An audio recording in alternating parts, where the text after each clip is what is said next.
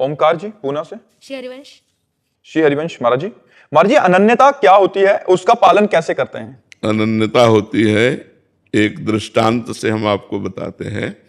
महाभारत का दृष्टांत है, भगवान शंकर के प्रसंग में है। एक उपमन्यु नाम के महर्षि थे। वो जब बाल्यावस्था के थे तो कि अपने मित्रों के साथ वो किसी दूसरे ऋषि के घर खेलने गए, तो वहां उन ऋषि ने अपने बच्चों के साथ उनको भी गाय का दूध पिलाया। बड़ा अच्छा लगा।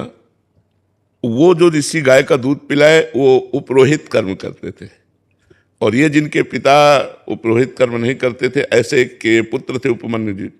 उपमन्यु जी घर आए और कहा हमें दूध पिलाइए।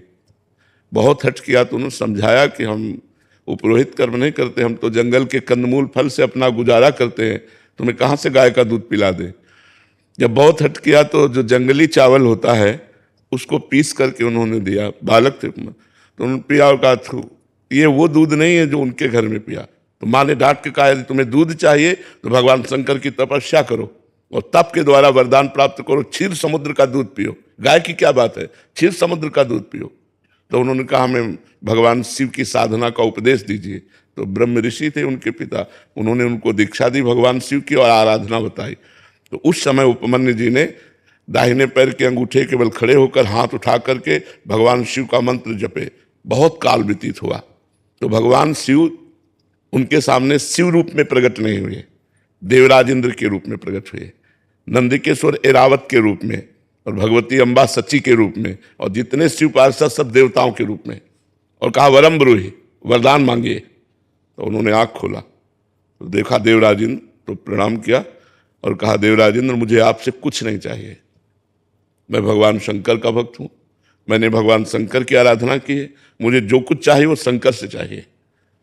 तो वो निंदा करने लगे, क्योंकि भगवान शंकर ही थे, चिता की भस्म लगाते हैं, मुंडों की माला पहनते हैं ना, ऐसा। तो उनका सावधान, हमारे ही सामने हमारे इष्ट की यदि निंदा करोगे तो हमको असमर्थ मत समझो। मैं ऋषि बालक हूं, अगर शाप दे दिया तो आप भी भस्म हो जाओगे। तो फिर वो निंदा शुरू कर दी, क्योंकि वो भगवान शंकर ही थे ना।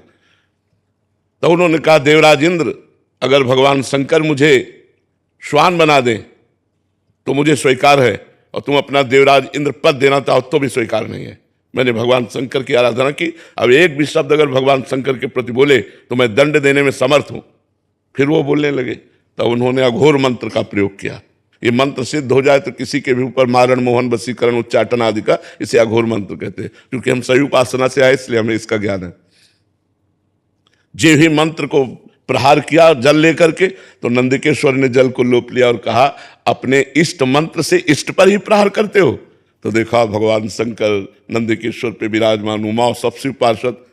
तो उनका प्रभु ये क्या लीला थी। तो उनका मैं तुम्हारी अनन्यता की परीक्षा ले रहा था, तुम अनन्य निकले, इसलिए जाओ, रोज तुम्हें क्षीर समुद्र का दुग्ध मिलेगा, और अजरश्चैव अमरश्चैव, और जिस समय तुम मेरा ध्यान करोगे उसी समय मैं तुम्हें दर्शन दूंगा। बहुत वरदान की झड़ी लगा दी। तो अनन्यता, अपने इष्ट के प्रति पूर्ण अनन्य होना।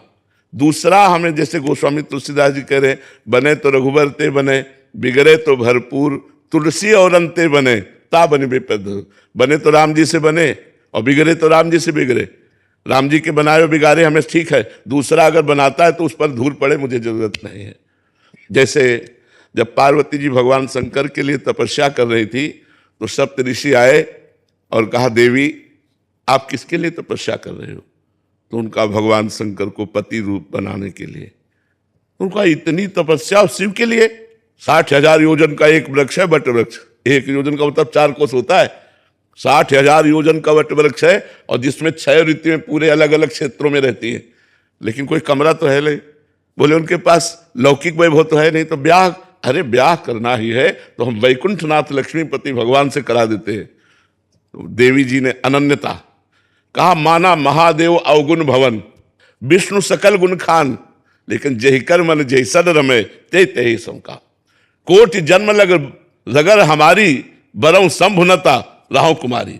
करोड़ों जन्म तक मैं तपस्या करूंगी, और अगर वर रूप में प्राप्त करूंगी तो भगवान शिव को, नहीं तो कुमारी रहूंगी। ये अनन्यता, अपने इष्ट के प्रति पूर्ण अनन्यता, अपने इष्ट के प्रति पूर्ण समर्पण। अगर ये अनन्यता आ जाए जैसे मीरा जी कहते मेरे तो गिरधर गोपाल दूसरों न कोई, जाके सिर मोर मुकुट मेरो पति सोई, मेरे तो गिरधर गोपाल दूसरों। एक अनन्यता अपने इष्ट के प्रति, प्रियता इष्ट के प्रति, अगर ये आ जाए तो बहुत बड़ी बात है। इसी को भगवान मांग करते हैं, अनन्यस चिंतयन्तो माम, मेरा अनन्य चिंतन करो। केवल जिस नाम रूप में लगे तो पूरा अनन्य होकर लगे, उसे अनन्यता कहते हैं, अन्य ना। क्या प्रश्न था?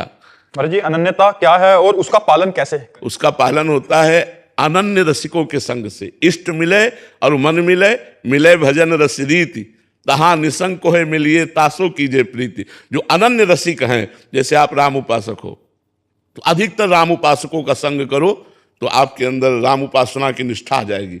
कृष्ण उपासक इष्ट मिले, इष्ट मिलना चाहिए, मन मिलना चाहिए और पूजा पद्धति मिलनी चाहिए, रसरीति मिलनी चाहिए, तब आपके अंदर अनन्यता आ जाएगी। यदि अनन्य महापुरुषों का संग किया जाए तो अनन्यता की प्राप्ति हो जाएगी।